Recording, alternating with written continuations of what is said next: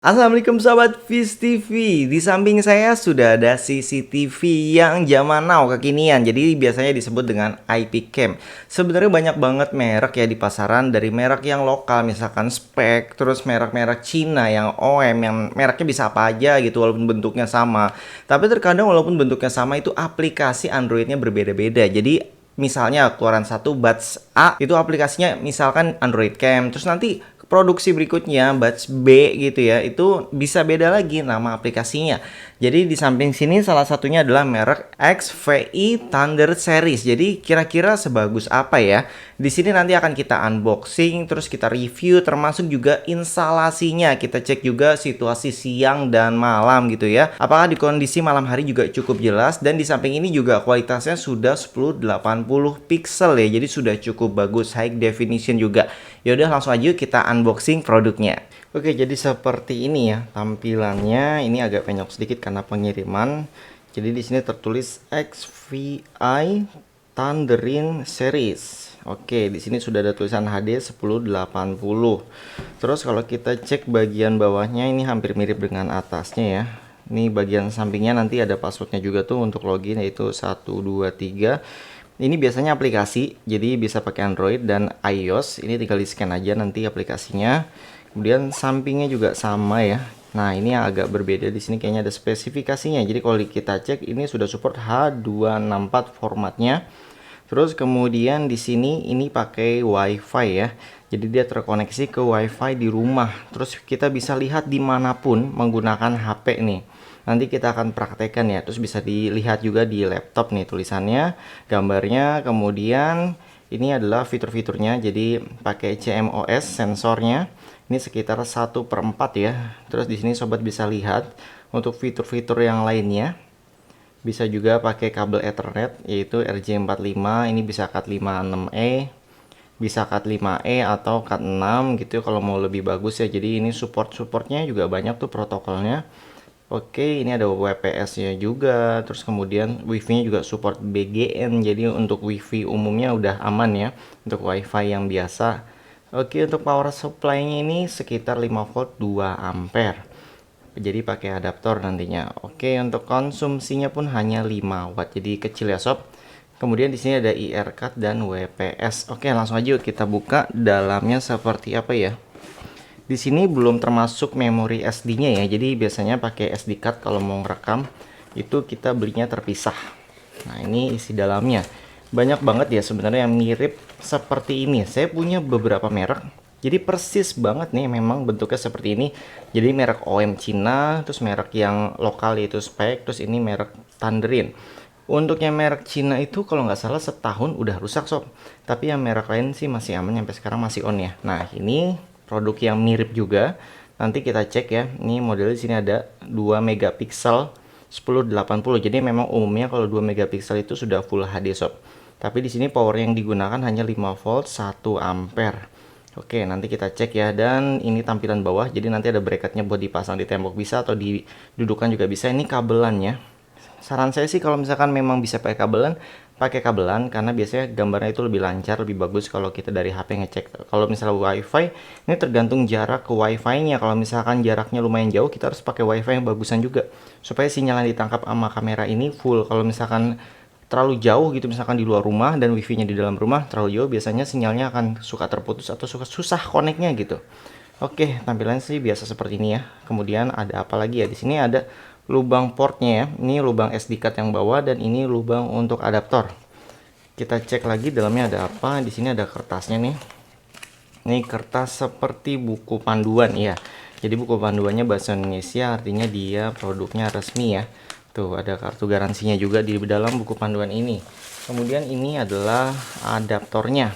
Jadi adaptornya di sini kita bisa cek, kita dapat yang 5 volt 2 ampere. Jadi dikasih yang lebih bagus atau lebih tinggi dari kebutuhannya. Itu artinya ya lebih bagus gitu. Terus kemudian ini adalah bracketnya. Jadi ini bisa ditempel di tembok, bentuk duduk posisi terbalik ke bawah kepalanya atau ke atas. Jadi ya tinggal disesuaikan lokasi kita aja. Jadi ini nanti dibaut ke sini nih untuk CCTV-nya. Kemudian ada lagi enggak? Iya. Oke, ini ada. Ini untuk di apa namanya, piser ya. Piser untuk kita bor ke tembok. Terus bentuknya sih ini dalamnya oke, udah nggak ada lagi ya. Ini plastiknya juga lumayan kuat nih untuk meredam benturan ya kalau kiriman jarak jauh. Oke, sekarang langsung aja kita instalasi dulu nih sebelum kita pasang. Oke, sekarang saatnya kita download aplikasinya ya. Jadi, waktu saya scan di sini, ternyata dia masuk aplikasinya bukan aplikasi Thunder, jadi aplikasinya Yosi. Jadi download Yosi gitu. Dan aplikasi Yosi ini ya saya sudah punya karena memang kamera yang lain menggunakan kamera Yosi ini ya. Tapi karena ini kan ininya Thunder ya, mereknya Thunderin gitu. Jadi saya download aplikasinya secara manual di APK Pur supaya melihat aplikasi aslinya seperti apa sih. Dan ini dia nih bentuknya, Thunderin ya. Sobat bisa download di APK Pur dan ini langsung kita konekkan ke WiFi. Jadi di depannya itu dia registrasi sama seperti media sosial nih saya konekkan melalui Twitter gitu ya, langsung login jadi bisa langsung masuk ke sini dan dia langsung kebaca. Jadi nggak pakai ribet gitu ya. Dan untuk WiFi-nya juga jangan lupa ya. Nih kita konekkan ke WiFi dari IP kamera ini. Jadi kalau misalnya kita klik OK nih, WiFi nyala, dia akan mencari. Jadi ini kalau nggak kedetek di WiFi, sobat tekan tombol reset di bawah sini. Di sini ada tombol reset kecil nih, lubang kecil, dicolok aja pakai apa gitu, yang kecil. Terus setelah itu sobat terdetek nih. Ini kita klik aja tanpa password ya. Ini langsung masuk. Terus baru kita buka aplikasi dan di sini pun langsung terdetek sob. Jadi sobat bisa lihat ya.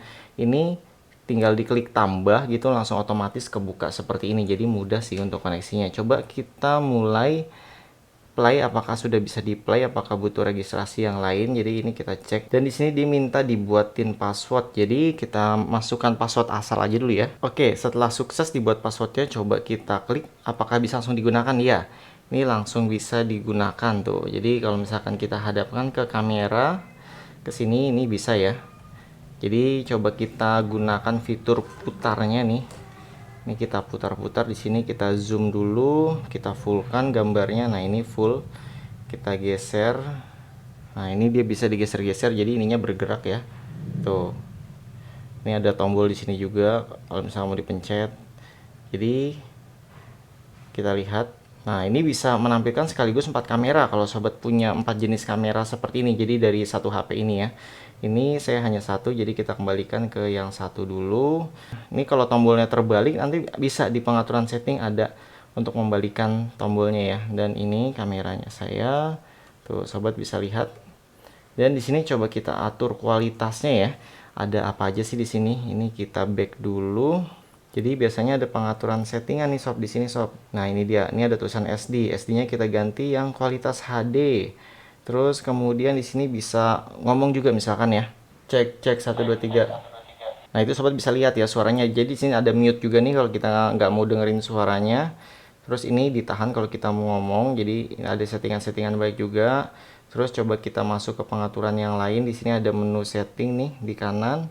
Kita klik menu setting, di sini ada nama device-nya, terus password, network-nya. Misalkan mau dikonekin ke WiFi yang di rumah, itu juga bisa. Ini kan sekarang lagi connect-nya dari HP ke CCTV-nya langsung ya.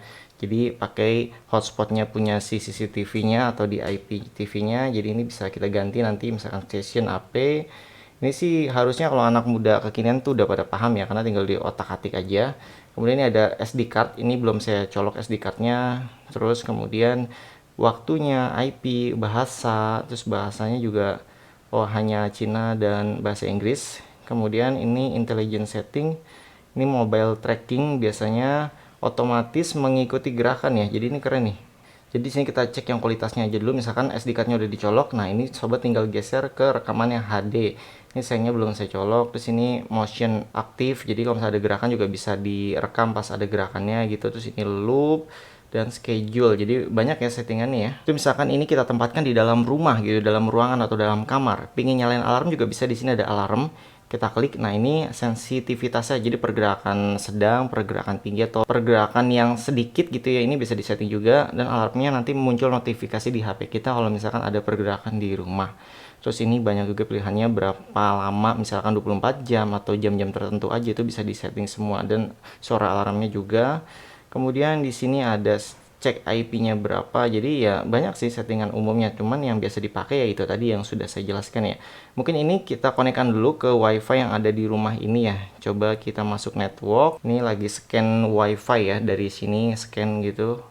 Nah, ini ada tulisan Mi Home. Nah, memang di rumah saya itu ada Mi Home walaupun gak ada internetnya ya, karena IndiHome-nya belum masuk lagi ke sini.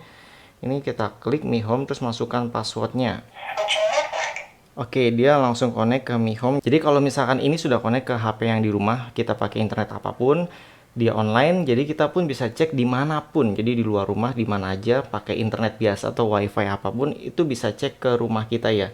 Jadi mungkin ini kita pasang aja dulu ya, di luar rumah, nanti kita cek kualitas siang hari dan malam hari seperti apa. Kita tes dengan kondisi malam hari, infrarednya sudah menyala, ini sobat bisa lihat. Jadi kurang lebih seperti ini kualitasnya. Dan ini suara dari CCTV ya. Jadi ada suaranya, ini kondisi siang hari. Dan ini saya tes untuk sensor geraknya ya. Dia mengikuti gerakan dan di malam hari. Jadi kira-kira seperti ini kualitasnya. Ya lumayan lah ya. Kalau dilihat dari harganya yang 200 ribuan. Ini ya menurut saya sudah cukup canggih. Oke, itu tadi videonya sob. Bagaimana menurut sobat nih? Apakah produk ini masuk dalam rekomendasi CCTV untuk sobat nih? Kalau menurut saya sih sudah cukup oke ya, dari harganya juga yang sudah terjangkau saat ini. Karena saat ini juga sudah ada loh provider internet yang menyewakan CCTV gitu. Jadi kalau menurut saya pribadi yang mendingan beli sendiri ya, beli putus karena nggak perlu sewa. Dan juga ini biasanya awet ya, minimal itu ya setahun, 2 tahun, 3 tahun. Karena memang produk elektronik saat ini ya umumnya ya segitu ya, paling lama 3 tahun tuh udah bagus banget. Termasuk HP juga biasanya ya 3 tahun itu sudah ada operasi baru. Jadi HP yang sudah 2 tahun dari pembelian itu biasanya sudah tidak ada update lagi. Jadi mau nggak mau ya kita juga mengikuti perkembangan zaman kan. Oke, sampai di sini aja informasinya. Semoga video ini bermanfaat dan bisa menambah wawasan sobat tentang CCTV di samping saya ini. Untuk harga terupdate dan link pembelian produk nanti ada di deskripsi video ini ya sob. Oke, sampai jumpa kembali. Salam sobat Viz TV. Wassalamualaikum.